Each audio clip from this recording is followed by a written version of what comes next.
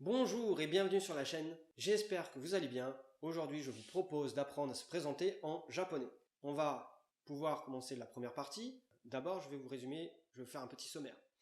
Donc pour la première partie, je vais me présenter avec mon exemple personnel. Ensuite on va voir une deuxième partie avec la prononciation et le sens de chaque phrase. Ensuite si on vous pose des questions en général, en plus lors de votre présentation, on va voir ce qu'on peut trouver.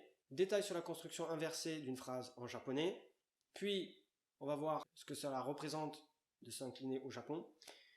Moi, ce que je fais et ce que j'en pense, et des valeurs que je rejoins complètement. Ensuite, on va voir tout le vocabulaire et les tracés. Donc, vous allez voir, on va voir une vidéo où j'écris ce texte que je vous ai affiché de toute façon quand même sur l'écran, pour voir le tracé, etc.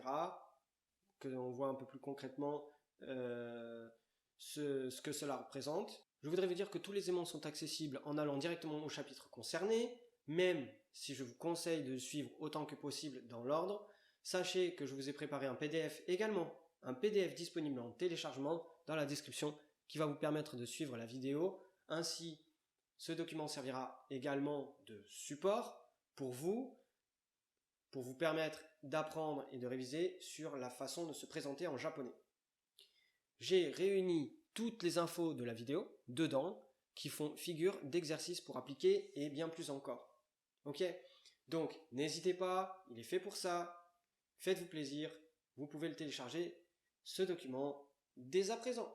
Ok, maintenant passons aux choses sérieuses. Comment se présenter? Donc on va utiliser mon exemple.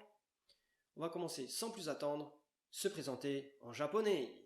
Donc la présentation personnelle se dit Jiko Shoukai. Donc en romaji, c'est le nom de l'alphabet latin en japonais car ils utilisent notre alphabet en plus de leur système que sont les kana, les hiragana, les katakana et les kanji également. Donc voici comment je me présente en japonais. Donc je vais tout détailler après, pas de panique. Hajimemashite, watashi wa Roman desu. Ou je peux dire Roman to iimasu. 40歳です。フランス人です。ボルドーから来ます。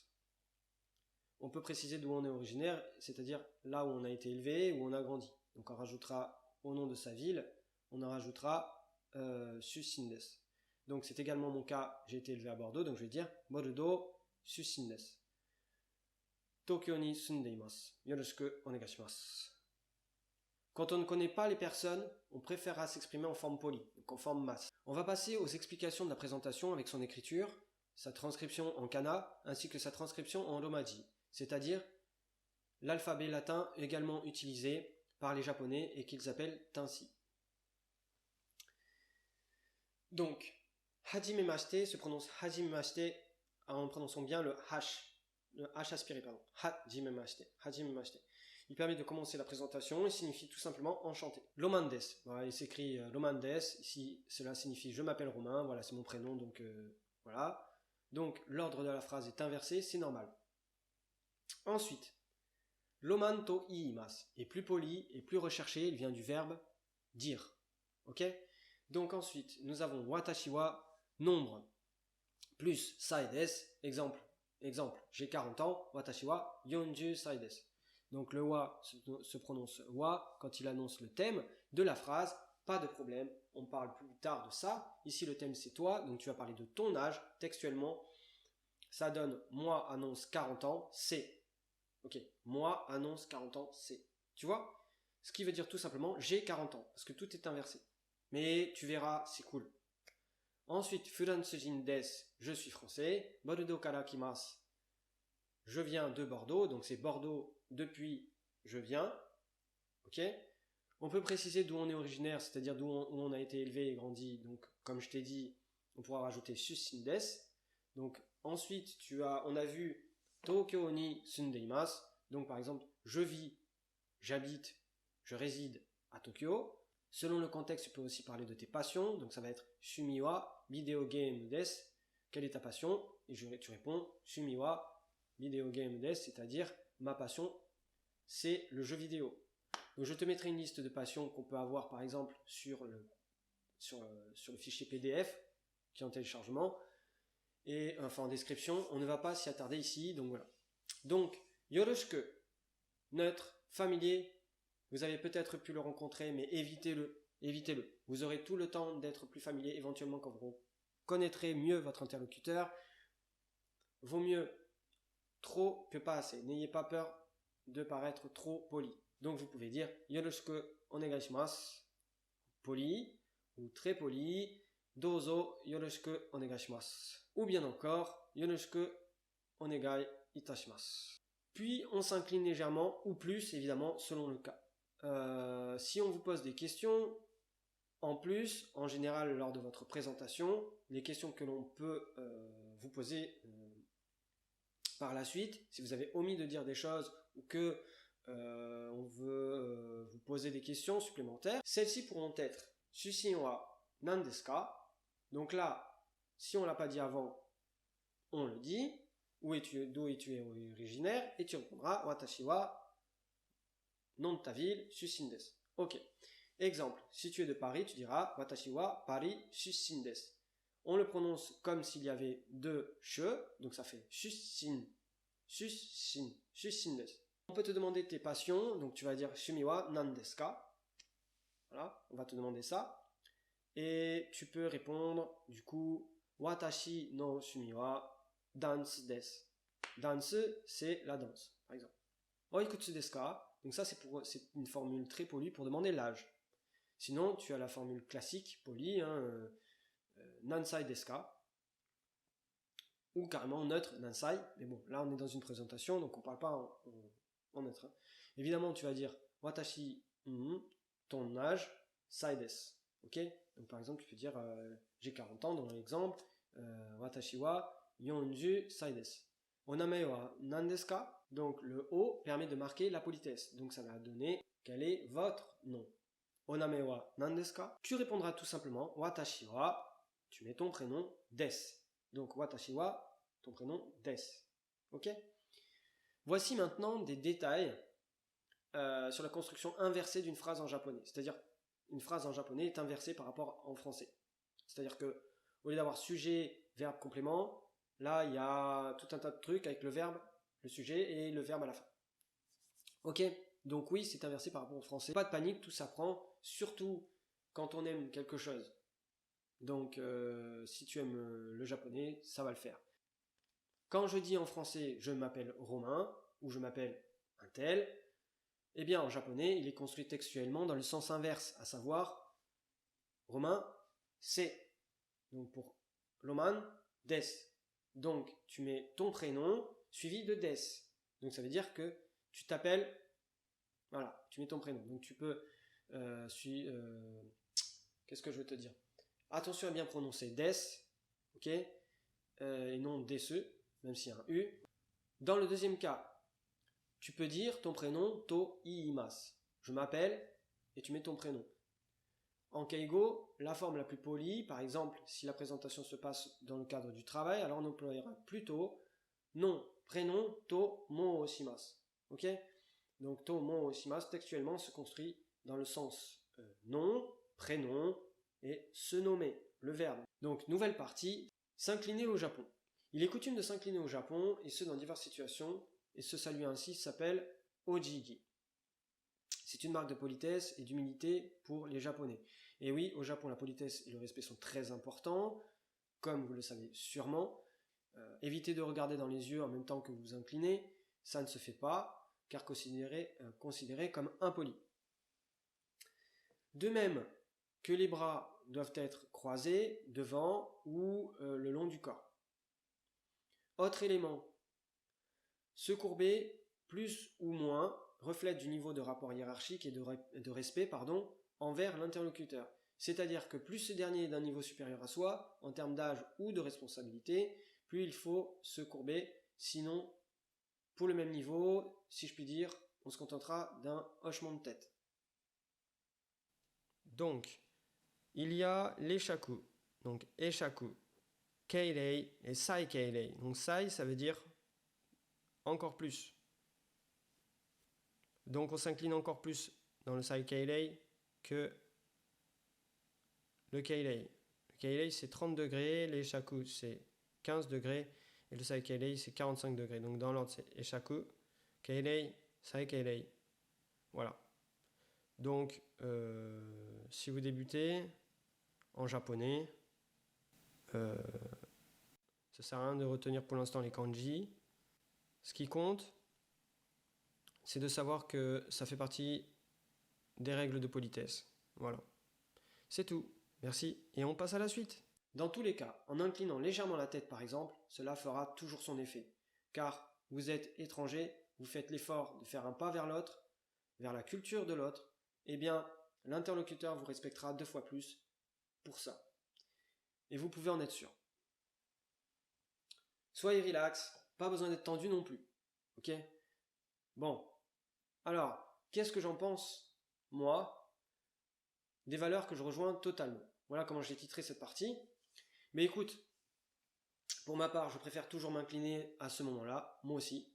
D'ailleurs, même ne serait-ce qu'un tout petit peu, par exemple avec un hochement de tête. Alors, je le fais de manière systématique lorsque je me présente avant et après, car pour moi, c'est très important, c'est essentiel. On n'est jamais assez poli, en général, dans le cadre de sa présentation, car la première impression, c'est déjà la moitié de l'image que tu donnes. Tu es en quelque sorte ta propre carte de visite. L'image que tu renvoies est importante dès le début. Il est préférable de s'accorder par la suite en montrant un peu moins de manière que l'inverse et de rattraper une situation mal engagée. Voilà, ça, c'est ce que je pense.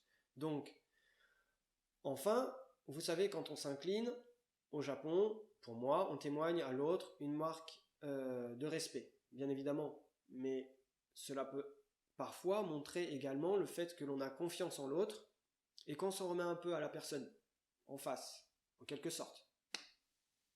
C'est comme ça aussi que je le ressens et le conçois. Dans tous les cas, je pense qu'une confiance mutuelle est une des bases d'une relation saine et harmonieuse. En ce qui concerne la phrase finale, Yoroshiku onegaishimasu, elle n'a pas vraiment à proprement parler de traduction, mais elle invite définitivement une relation de respect et de bienveillance pour la suite. Voilà. Donc, ce sera toujours un bon départ pour la relation, quoi qu'il arrive. Pour un jour ou pour toujours. Tout le vocabulaire est tracé. Et des kanji, tout compris, c'est parti. Ok, nous voici donc. Voici donc le moment d'écrire le dialogue. Hajimemashite. Ok. J'essaie de faire quelque chose de propre, hein, parce que sinon, on s'en sortira pas. Donc, vous avez le PDF pour vous aider, évidemment, pour suivre. Voilà. Donc, watashi wa... Ici, ça dépasse pas. Hein. Voilà. Watashi wa... Et moi, je mets mon prénom, et vous mettez le vôtre. Donc, tu mets prénom. Voilà. Prénom des. Ou bien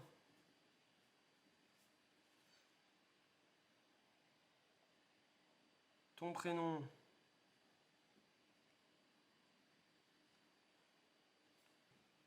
to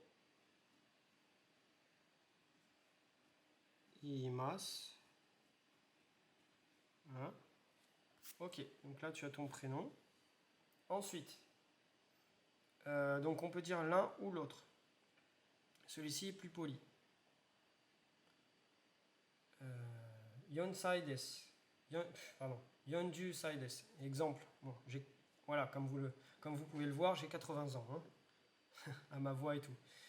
Bon, évidemment, je suis un grand blagueur. Donc je mets par exemple 40 ans. Imaginons que j'ai 40 ans. Ce qui n'est pas le cas, mais comme vous vous en êtes douté. Mais on va mettre ça. Donc 40. Donc Yonju sai desu. Donc hop. Kanji que j'utilise jamais mais que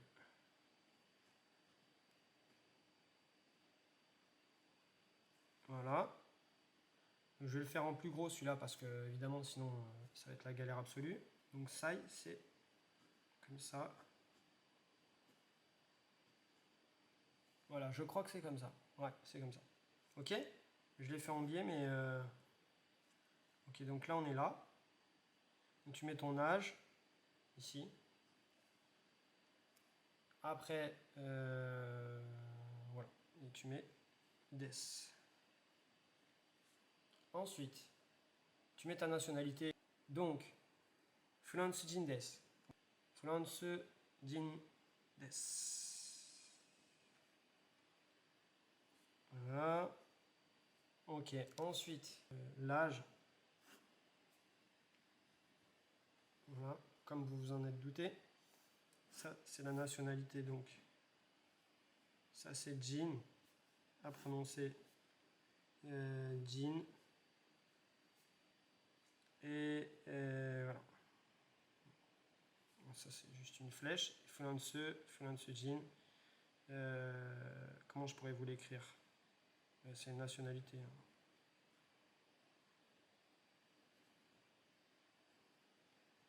Hein. Ok, donc là on est à la ville. Donc tu mets par exemple, je mets Bordeaux.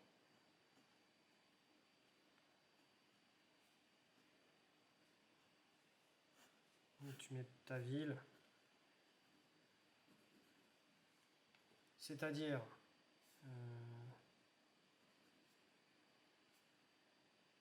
je sais pas si on... Bref, c'est-à-dire, d'où tu viens, quoi. À différencier avec la ville d'origine. Voilà, donc c'est Bordeaux Karakimas. Parce que Kara, ça veut dire depuis. Comme ça. Attends, regarde, je fais comme ça, comme ça, comme ça, comme ça, comme ça. Voilà. Lui, il s'est fait gommer au passage. On s'en sort. Ok. Ensuite, donc ça c'est 1, 2, 3, 4, 5, 6. On va mettre d'où on est originaire. Donc là, par exemple, on aurait je viens de Bordeaux. Donc, j'ai été élevé et tout ça à Bordeaux. Donc, je vais mettre Bordeaux comme ça. Voilà. Après.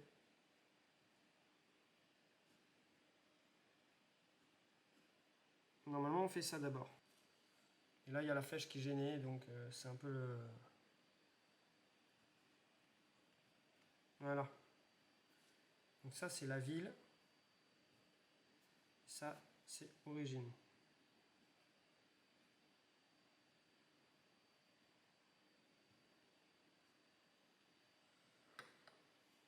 Ok. Et enfin, on a... Oui, ici, on a... Alors, ici, je vais vous mettre aussi le mot moose, le verbe moose, qui veut dire se nommer. Et en keigo, donc là, ça va être mooshimasu, donc à la forme mas, donc poli. Donc on a ton prénom, donc ton nom, pardon, suivi de ton prénom, to, et là on va se taper un gros délire, on va l'écrire de haut en bas, tu vois. Parce qu'en japonais c'est de haut en bas, de droite à gauche, ou alors comme nous. Voilà. Ils se sont adaptés aux deux systèmes. Donc, pour faire quelque chose de décoratif, voilà.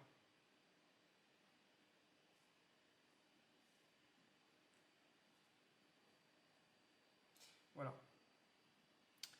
Donc, j'habite par exemple à Tokyo. Donc là, on continue.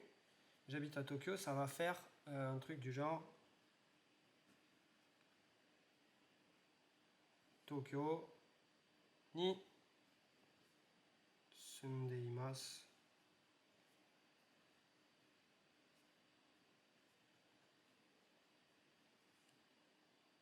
Donc là, c'est tu mets voilà.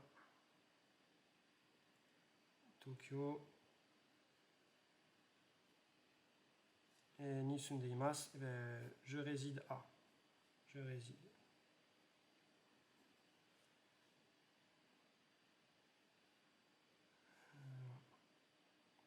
Ok.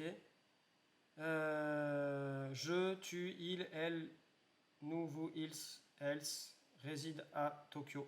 Voilà. Mais là, en l'occurrence, c'est moi. Donc, tu parles de toi. Voilà. Tu pourrais mettre Watashi wa Tokyo ni sundeimasu. Mais bon, là, tu continues le combo, on va dire. Donc là, si tu veux, voilà, tu continues ta présentation. Tu n'as pas besoin de redire moi, machin, moi. Tu vois. Ensuite, 8, finalement, tu as Yoroshiku onegai shimasu. Donc, Yoroshiku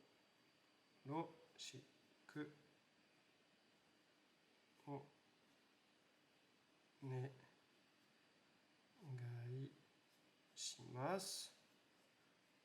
Mais comme on est à l'écrit, messieurs, dames, je vais écrire onegai shimasu avec negau, le verbe souhaiter.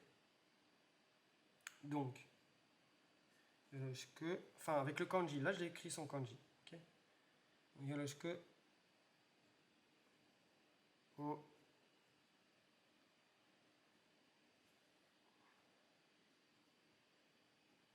onegai